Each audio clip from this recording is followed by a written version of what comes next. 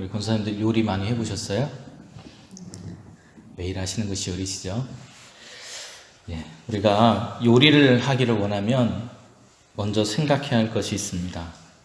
내가 무슨 요리를 해야 될까를 생각을 합니다.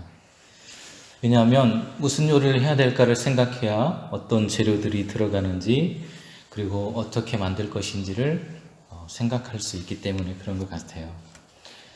그리고 난 그 재료들을 가지고 어떤 요리를 해야겠다고 결정을 내리고 나서는 그 재료들을 모아서 하나하나 요리를 시작을 합니다.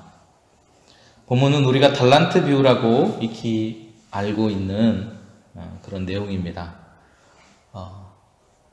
주인이 여행을 가면서 그들에게 각각의 재능을 따라서 한 사람에게는 5달란트, 그리고 한 사람에게는 2달란트, 그리고 또 다른 사람에게는 각각 1달란트를 주고 여행을 떠났다고 이야기를 합니다. 그런데 두 사람은 그것을 가지고 장사를 시작해서 이문을 남겼고 한 사람은 그렇지 못했다고 말을 합니다. 여기서 말하고 있는 달란트는 그 당시에 노동자가 한 푼도 쓰지 않고 약 15년을 모아야만 모을 수 있는 돈이라고 합니다. 지금도 굉장히 큰 돈인 것 같아요. 한 푼도 쓰지 않고 15년을 꼬박 모아야만 모을 수 있는 돈이라고 한다면 상당히 큰 돈일 것입니다. 여기서 말하는 달란트라고 하는 것은 하나님께서 우리 각 사람에게 그 사람의 특성 그리고 환경, 그 사람이 가지고 있는 자질을 파악하고 주신 능력을 말합니다. 우리 모두는 똑같은 달란트를 가지고 있는 것이 아니고 각자 가지고 있는 특성이나 성격이나 모든 것들이 다 다르기 때문에 하나님께서는 우리에게 각자에게 맞는 달란트를 주신다는 것이죠.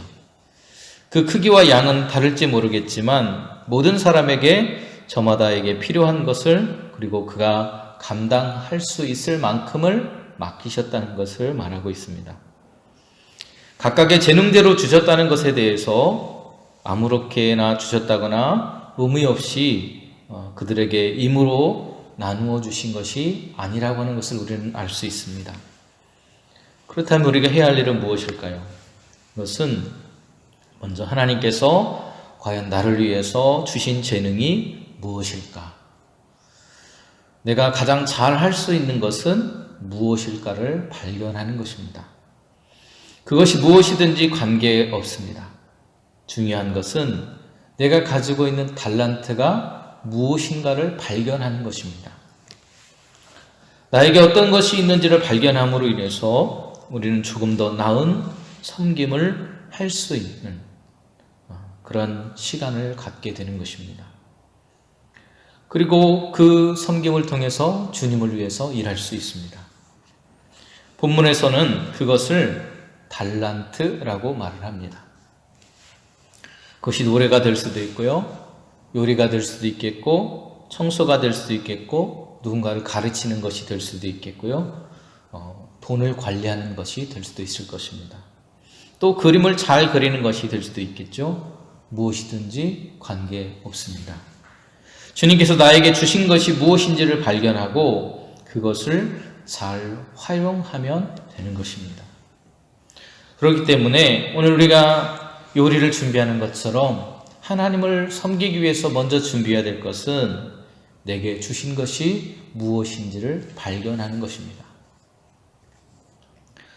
나에게 있는 재능, 달란트가 무엇인지 발견을 했다면 그것을 활용하기 위한 마음의 준비를 하는 것 또한 중요합니다.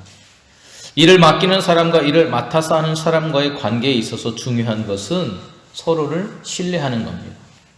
오늘 본문의 세 사람은 두 가지의 양상으로 자신들에게 주어진 것에 대해서 생각합니다. 한 부류는 그것을 가지고 즉시 가서 장사를 한 사람들이고요, 자신에게 그러한 재능과 물질과 일할 수 있는 여건을 주었다고 하는 것에 대해서 좋은 점을 발견하고 있는 사람들입니다. 바로 두 사람이 그렇습니다. 5달란트를 받은 사람과 그리고 2달란트를 받은 사람입니다. 두 사람은 자신에게 그러한 달란트를 준 주인에 대해서 굉장히 신뢰를 하고 있는 것입니다. 주인이 자신이 믿고 맡긴 것을 허비하지 않았고, 그리고 묵힘이 없이 자신에게 있는 것을 최대로 활용하고 있는 것이 바로 그들의 마음입니다. 그 마음이 그들로 하여금 이문을 남길 수 있는 삶으로 인도해 주었다는 것입니다. 자신들이 가진 것을 잃을 것을 생각하는 두려운 마음에 휩싸이거나 이것이 불투명한 어떤 미래이기 때문에 걱정하고 근심하느라고 그것을 하지 못하고 주저하는 마음이 없었다는 것입니다. 자기에게 주어진 시간 동안 자기에게 주어진 재능을 가지고 그것을 극대화시키는 마음이 오늘 이들에게 있었습니다. 그 마음이 그들로 하여금 이문을 남기게 되었다고 말하고 있습니다. 그러나 한 달란트를 받은 사람은 어떻습니까? 이들과 반대죠. 자신이 그것을 활용할 때 얻어지는 긍정적인 면을 생각하지 않습니다. 오히려 실패할 것이 두렵습니다. 주인이 완고한 사람이기 때문에 오늘 그것을 두려워합니다. 나는 그것을 두려워해서 아무것도 쓰거나 활용하지 않고 땅에 묻어두었다가 원상태 그대로 내가 주인에게 가져다 주었다고 변명하고 있습니다. 장영철이라고 하는 분이 있는데요. 이분은 시인인데 이분이 쓴 작은 글이 있습니다. 개구리 3마리가 있었습니다. 어느 날 이 개구리 3마리가 이렇게 펄쩍펄쩍 뛰다가 이 3마리가 동시에 우유통에 빠지게 되었습니다. 그 중에 한 마리는 이거는 운명이야. 난 어쩔 수가 없구만 하고 자기의 삶을 체념해 버렸습니다. 또 한 마리의 개구리는 도무지 내가 아무리 생각을 해도 벗어날 수 없어 하면서 한숨만 푹푹 쉬다가 죽어갔습니다. 그런데 마지막 한 마리의 개구리는 우유통에 빠진 현실에 대해서 직시합니다.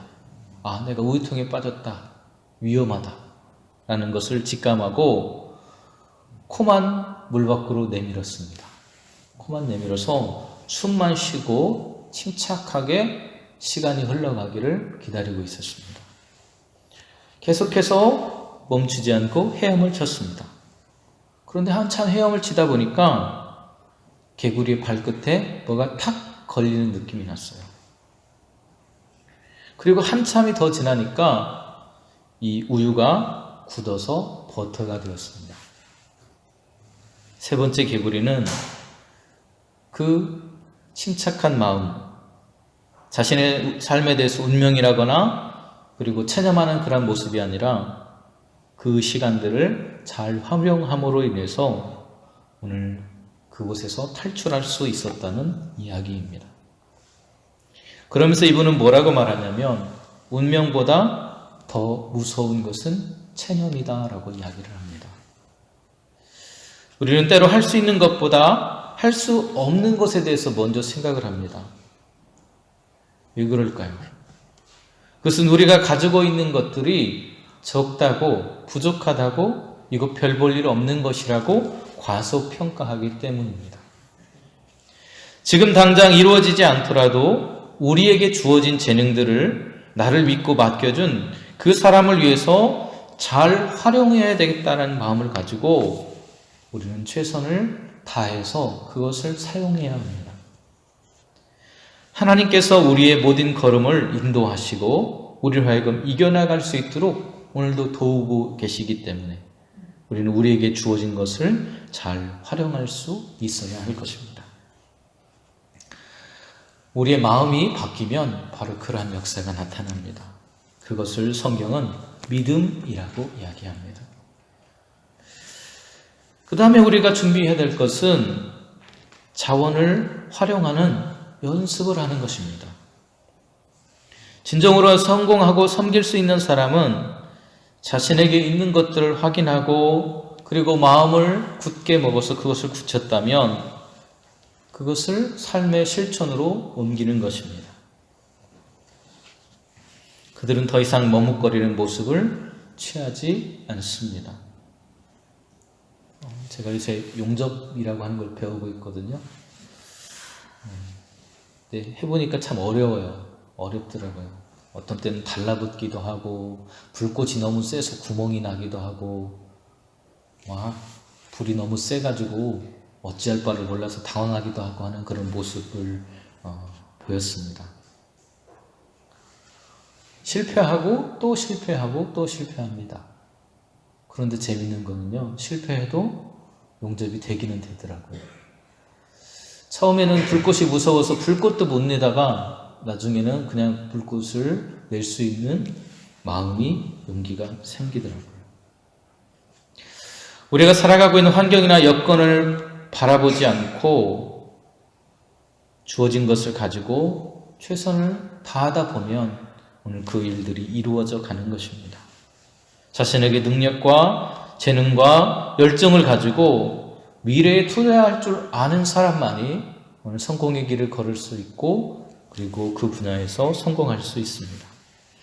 우리가 걷고 있는 인생, 그것은 어쩌면 실패를 반복하고 연습을 반복하는 무한한 도전의 연속일 것입니다.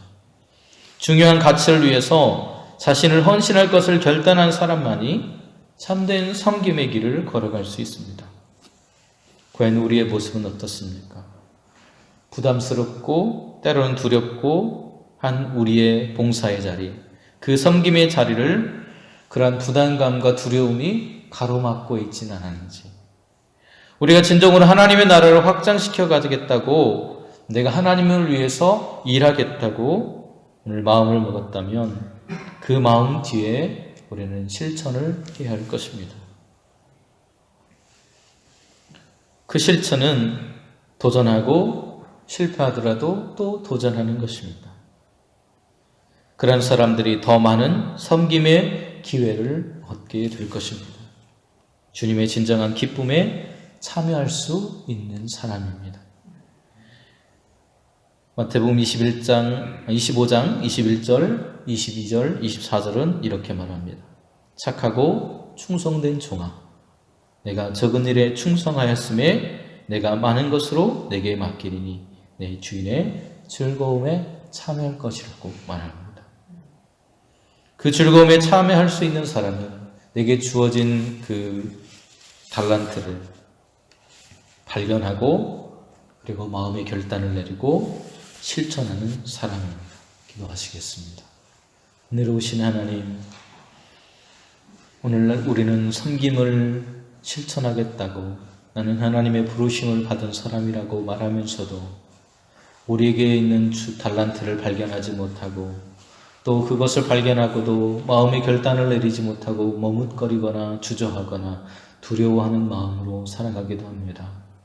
하지만 주님, 그러한 우리의 마음에 하나님 믿음을 더하여 주셔서 결단하고 하나님이 주신 일들을 실패하더라도 넘어지더라도 주님과 함께 그 일을 행하며 나아갈 수 있는 믿음을 우리에게 오늘도 허락하여 주시옵소서.